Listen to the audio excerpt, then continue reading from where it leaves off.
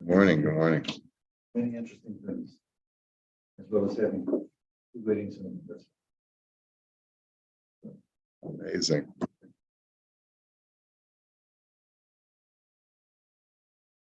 These are what, cousins or? Not friends. So, Aaron meets his youngest son from the school just before she leaves. Remind me how you know the Spitzes? Rabbi Spitz was here as the Yeah. as the studies. At Or Chaim. Then they when they first arrived, they were shooting Okay, I see. and so it's up in Japan, and they was looking for the sexes to go on Daesh, on the street. They got married to Rabbi Spitz's grandson. Oh, that's lovely, lovely, lovely. That's pretty good. Last night, the night before, we met on Right, of course. Yeah, my son was there. I was sitting on the plane and four people, right? So Trevor and I were bookings at the 4 seats and they wanted to swap with somebody, so they were sitting next to Choshen. There's a friend of Ariela's quickly.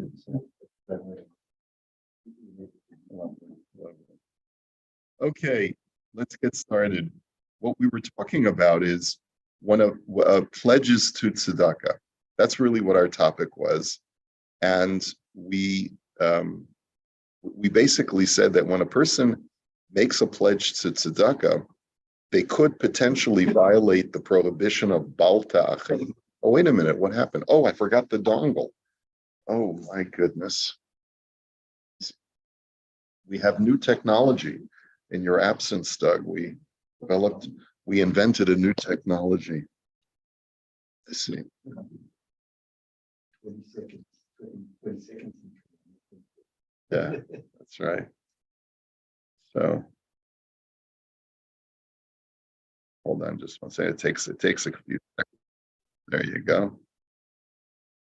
Takes a few seconds.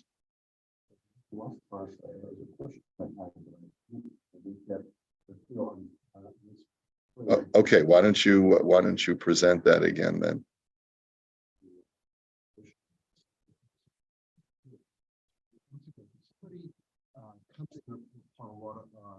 A significant sum of money, whether it was selling a business, inheritance, whatever it might be, and let's say multi-hundreds of thousands of dollars. Do they have to, within that calendar year, give the money away, or can they have it in an account and at their leisure spend it or give it out? They could put it in like a segregated account. Segregated account, right? Yeah. But does it have to be given out and within that year? Well, it depends on what the pledge that the person makes is. In other words, if a person has made a pledge that he's going to, I think what we said before is that you can set it aside for a niyam for poor people, and when you find the poor people, you can give it to them. But if you've made a commitment to regularly tithe your assets, I believe we said that it has to be tithed on an annual basis. So now, what if a person says, well, I want to make a major gift to a major organization, and it's going to take me some time to track down. I want to research this properly, and I want to, right? So a person has a right to, I think a person has a right to say that I need extra time to research it, but we didn't really get any clarity yet. All we've seen so far is that once you make a pledge and you've set aside the money and you have the money and the poor person that you want to give it to is available, you have an obligation to give it to them right away. Otherwise, you violate the law of bal ta'acher. But that's provided that you know who you want to give it to. All right, and you've already designated not only that this is tzedakah, but I know who I'm going to give it to. Let's say you haven't yet decided. So that's really what we're still seeing now. We're still in the middle of this. We only recently started this chapter of when pledges become due. But the general rule is V'lochein, he said, Tov lahatnot shekol ma'aser sheyafrish, lo yachul alav shem tzedakah ad sheyavo liyad ha'ani. That was the last thing we learned a couple of days ago. It's appropriate to make a conditional statement when you segregate that money for tzedakah. You say, I don't want it to have the name or the status of tzedakah money until it actually reaches the hands of the giftee. Why? So that you don't end up violating bal ta'acher by holding on to it longer than you should have. So if you're going to, let's say you came into this large estate, and now you have, let's say, $500,000, and you want to give 50,000 of that $500,000 to tzedakah. You put it in a segregated account, but don't call it tzedakah money yet.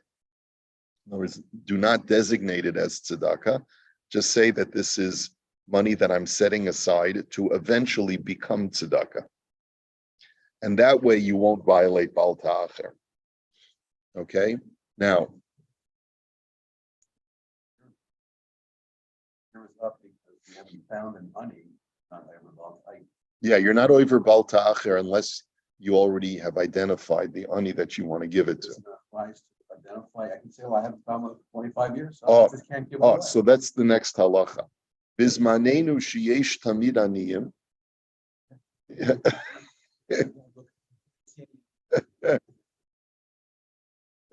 Bizmanenu sheyesh tamid aniyim. Nowadays, that there are always aniyim prevalent. Notice there is not. Imagine a Jewish world where there's no one that you can find to donate the money to. It's that's absurd. That's absurd. It's unheard of. Im nadar lasei tzedakah laniyim chayiv lahafrish et sikum hatruma ve'uletito lahem miyad. Once you set aside money to give to the poor, you have to separate it and give it to them immediately. Now, do you have a right to do your due diligence? Do you have a right to research it? Of course you do. But you could still potentially violate bal ta'acher if you say, well, I haven't had time. I didn't have time to research it. No, you have within that year, you have within shalosh regalim is what we basically said before you violate bal ta'acher. Mi shehitna b'shah shenadar sheyitain ma'at kefi sheyira'elo. If a person made a pledge to tzedakah, he says, this year I'm going to give $50,000 because I got this inheritance, and I'm going to give 50,000 of it to tzedakah. But you said explicitly, I'm going to distribute it in piecemeal fashion, slowly, based on who I feel I would like to give over the course of X amount of time. Omisha b'shah shanatal mikasbo truma v'hinicha b'tzad hitna sheyitain ma'at kifi sheyira'elo. Right? Or let's say you set aside your 10%, your tithe for tzedakah, and you said, I'm not going to give it all out in one lump sum. I'm going to distribute it as I see fit. So lo chala alav hachova latet miyad afilu sheyesh aniyim mitzuyim. The obligation is not upon you immediately to give it out. You do have a right to distribute it slowly. Ulam lo amrinan bistam shadaitu latet ma'atma. However, that's not something that can be assumed unless you stipulate it explicitly. You have to specifically say when you set aside that money, I'm not going to give it out all at once. I'm going to take my time in giving this out. And you do have a right to give it out slowly. Is there a time limit? No, there doesn't seem to be a time limit. But it has to be within reason. Im nadar laseis tzedakah letzarach beis hakneses. Yesh misha omer shelo shayach iser de bal ta'acher. V'yesh omrim shegam bazeh over al bal ta'acher. If a person made a pledge to give tzedakah for the needs of a shul, some say that there's no expiration date as to when you have to pay up your pledge, and some say that there is. Now, this is fascinating, right? And the question would be why? Why is there no expiration date on a pledge to tzedakah? on a pledge to just be a Beis HaKnesses. Could it? It's quoting the Pischei Tshuva. We'll have to look up the Pischei Tshuva. I'll get that letter for you for tomorrow.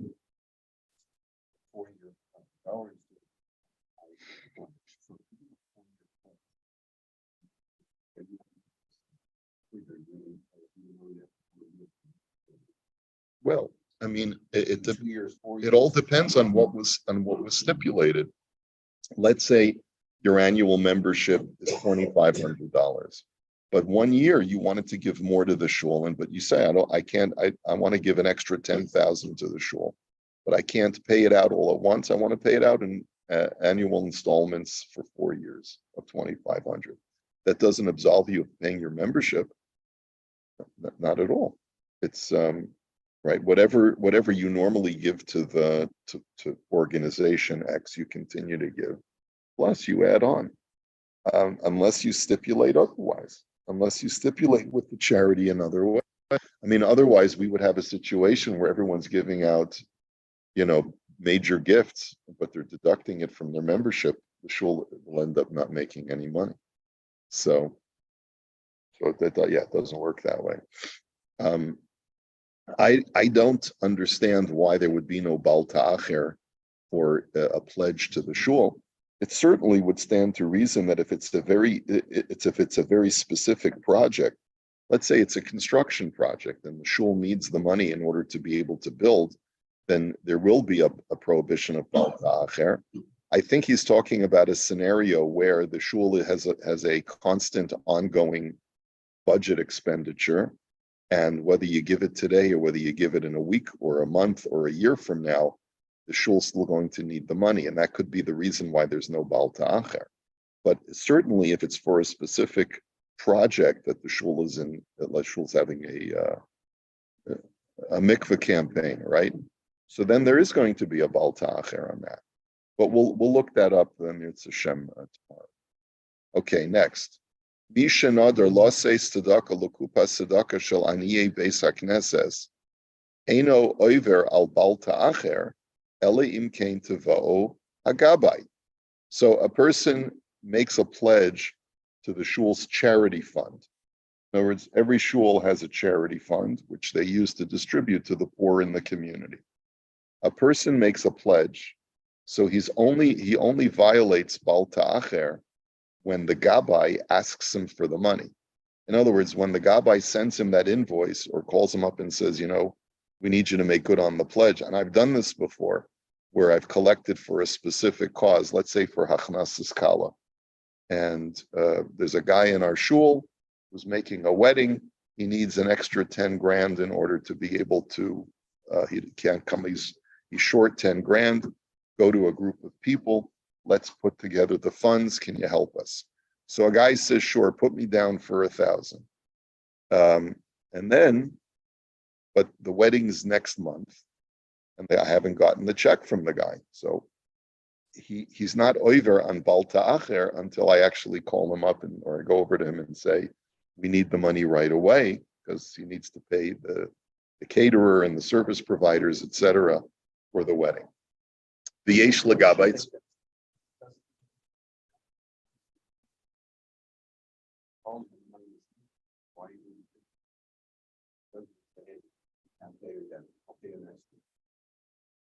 Why is the gabbai you have to wait?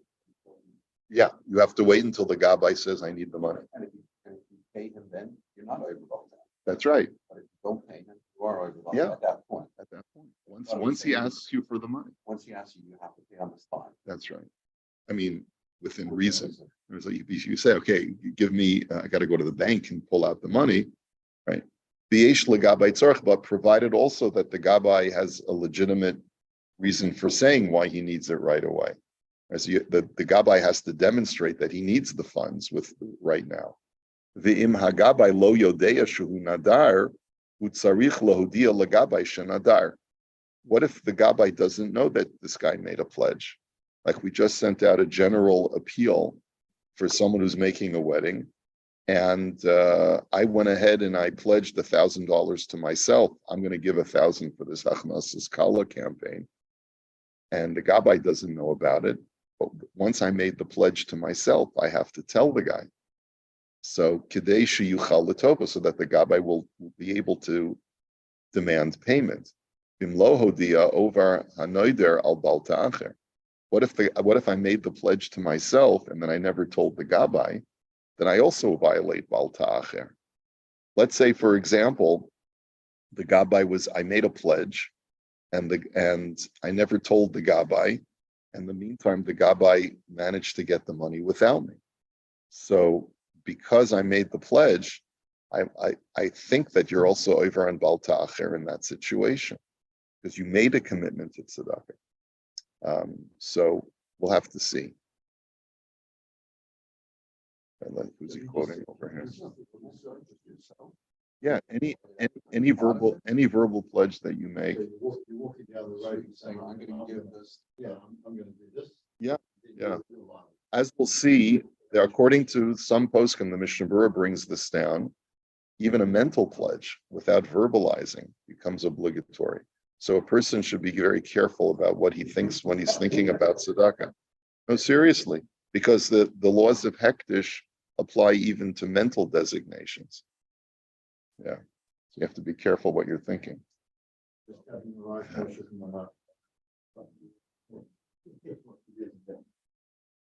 Okay. I know there lase tzedakah la'ani echad eno rashai l'shanot da'ato v'latet la'ani acher. If I pledge to give to ani A, I can't change my mind and use that money to give to ani B. V'yesh mi shepasak shemutar, some paskin that it's permitted. Avol yoser tov lasos hataras nedarim. But in that case, it's better to get a hataras nedarim to have an annulment of that vow. The Sefer Even Yisrael paskins that you're allowed to even lechatchila change from one ani to another. Okay, but we'll have to research that. Yeah, well, no, and when it comes to tzedakah, there's no difference between verbal and mental. Yeah. Yesh mi shepasak shemi shehechli b'machshavto lasei tzedakah la'ani ploni. Some paskin that when a person makes a mental decision that he's going to give tzedakah to ploni A, okay, velo hotzi mipiv, and he hasn't yet verbalized it. This is exactly what we're talking about. Mutter lo laseis osa la'ani acher. Even though a mental pledge is a pledge in halacha, but since you didn't say it out verbally, you would be allowed to switch from one ani to another, but you still have to pay up the pledge for tzedakah. V'yesh mi shepasak shetzarch lasos hataras nedarim v'rak azef shelaseis la'ani acher. Some say that even when you only mentally committed to one ani and now you want to change it, you still have to get a hataras nedarim. V'yesh mi shepasak sheyesh lahachmir bazeh v'laseis dafka la'ani harisha. And some paskin that no, even a mental commitment that you made has to be honored, and you shouldn't get a hataras nedarim. Okay, so we'll follow up with a lot of these. Okay, Yud. Mishanadar sikum kesef lemitzvah misuyemes. A person made a pledge and a certain amount for a designated specific mitzvah. Kagon. Shenada likno sefer neviim hakasav al klaf. Let's say he pledged, I'm going to buy the Haftorah cloth, right, for the shul. I'll buy the book of Yeshaya. I'll buy Yeshaya on cloth so that the shul can. By the way, we already have a Yeshaya cloth. We don't need it, but we are actually in the market for a new Megillas Rus. If anyone's interested, just I'll throw it out there. Our Megillas Rus has become, over the years, it's deteriorated, so it's no longer, the letters are no longer legible. But if Megillas Rus, Lebeis HaKnesses, Shiragil Bo L'Tzarech Kriyas HaHaftarah, and he made it to a specific shul that would need it in order to read from the Haftarah. Ve'ata rotza livnos bekesav zeh mikvah, and now he wants to change it to another mitzvah. Instead of purchasing the cloth for the haftorah, he'd rather give it to build a mikvah. Yasa hataras nedarim. So in that situation, he needs to get a hataras nedarim. He needs to get an annulment of his vow. Ve'eno mivat begeder mivatal din de'ein lahater neder lidvar mitzvah. He says, even though there's a general rule that we don't do a hataras nedarim if a person pledged to do a mitzvah, right? We don't allow a hataras nedarim. If I pledge to do a mitzvah, now I want to get out of it. Why? Kaven she'eno mishana litzarach atzmo ela lidvar mitzvah. The reason is because you're not trying to get out of doing a mitzvah. You're still going to end up giving the money to tzedakah. You just want to change from one tzedakah to another. So you can't just willy-nilly change it, but you have to get a hataras nedarim. Is it wrong to do such a thing?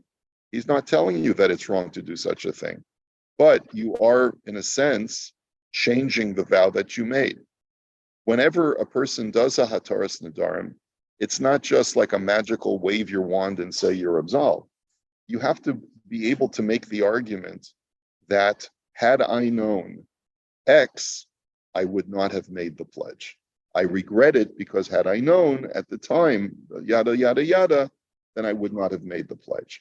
So let's just say, for example, when the person made the pledge to purchase the cloth for the haftorah, which is a beautiful thing, by the way, but it's not absolutely mandatory that you have to lane the haftorah from a cloth.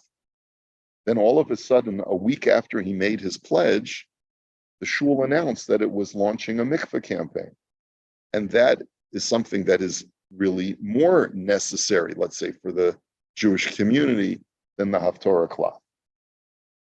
So in that situation, a person said, well, had I known that the shul was going to launch its mikveh campaign a week later, I would never have committed, the $5,000 or whatever it is for the haftorah cloth. So that's a legitimate basis for getting a hataras nedarim. I have limited tzedakah funds. I'd much rather use the $5,000 for the mikveh campaign than for the haftorah cloth, and that's a legitimate way of changing your gift. Okay, and the reason why you're allowed to do a hataras nedarim in such a situation is because he's not saying, had I known that I needed a major plumbing job in my house, I never would have pledged the 5,000 for tzedakah. It's not like he's rescinding his tzedakah gift. He's just rather changing it from one tzedakah to another, which with the hataras nedarim you're allowed to do. Okay.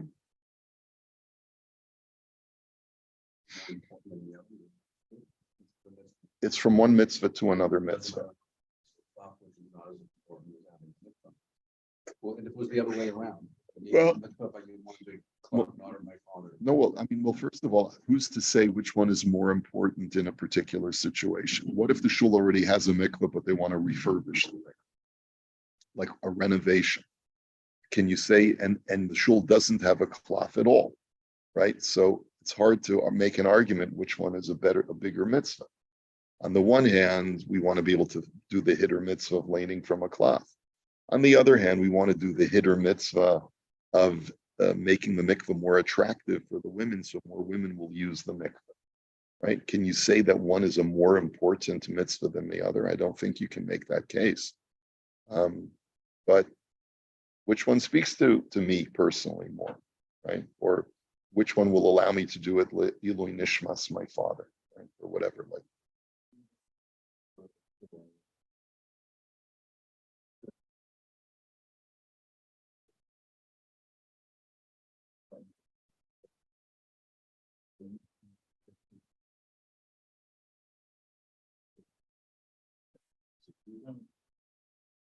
Support that. Let's say you made a pledge you're going to support the mikveh campaign, Let's just say that. but you didn't say a specific amount. Correct. Yeah, so you have to give something. Yeah, but you didn't specify how much. So. Yeah. Okay.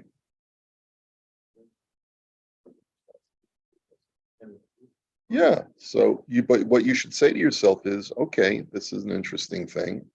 I think I'd like to do it, but even mentally, you shouldn't commit. You should say, all right, thinking about it. Hakona mitzvah hanimkeres al yedei beis hakneses.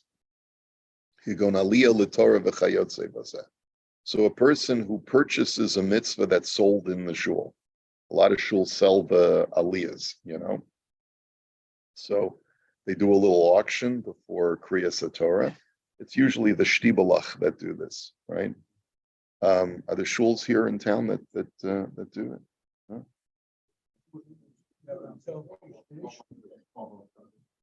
Every Shabbos.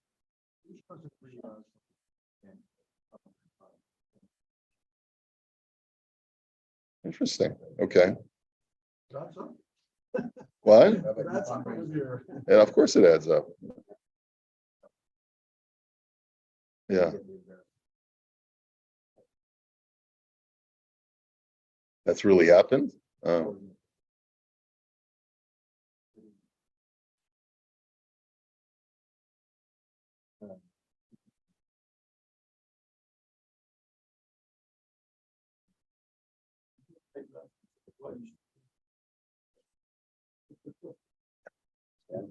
Sounds like a new form of entertainment. Okay. Yeah. A lot of people enjoy that kind of tension. They live for those moments in shul. It's very bizarre. Okay.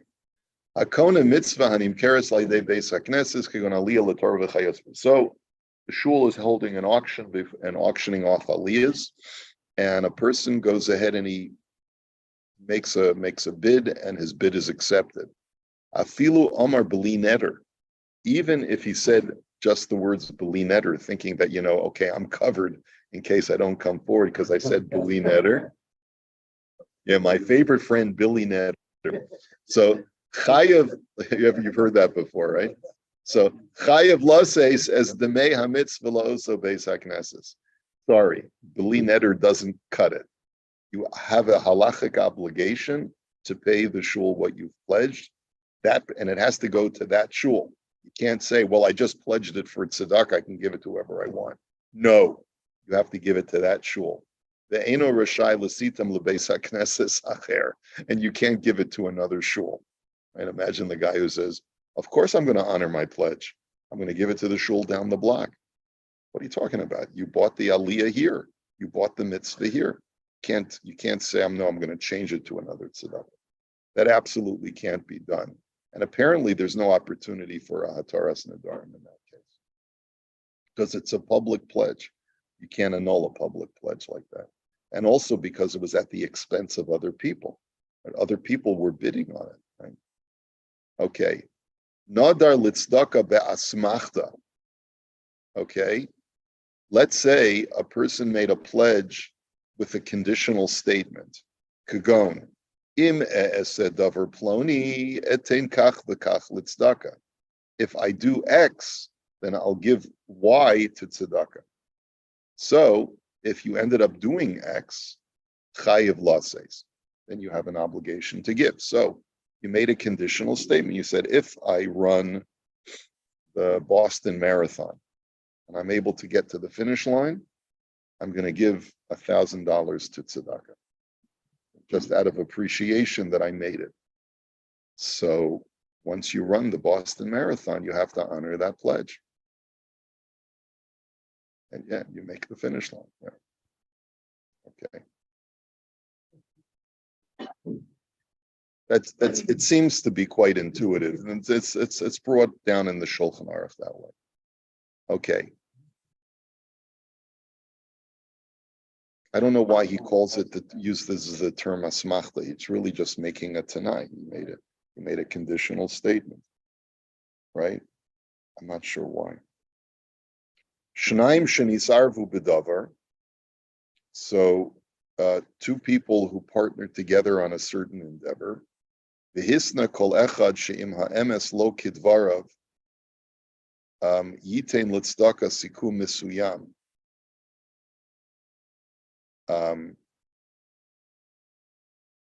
I guess maybe they're engaging in some kind of dispute as to who's right and who's wrong.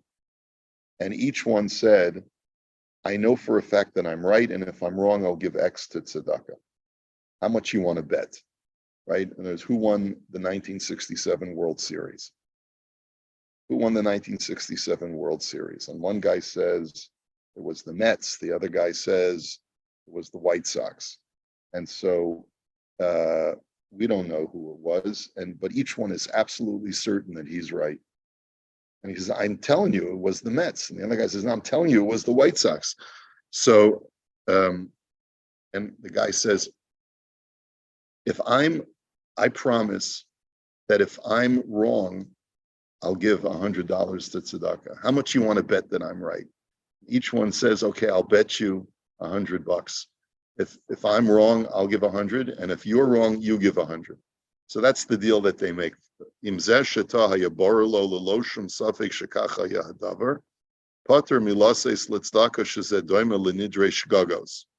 So then, if each party was certain, and the guy who lost just totally thought he was 100% sure it was the Mets, but he forgot that he was thinking about 1969 instead of 1967.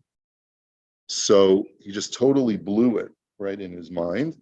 So he can make the argument that he's putter from giving tzedakah because he made it under false pretenses. That's called nidrei shigagos. That's called pledging under false pretenses. We'll have to continue this halacha tomorrow. Okay, we'll hold it here.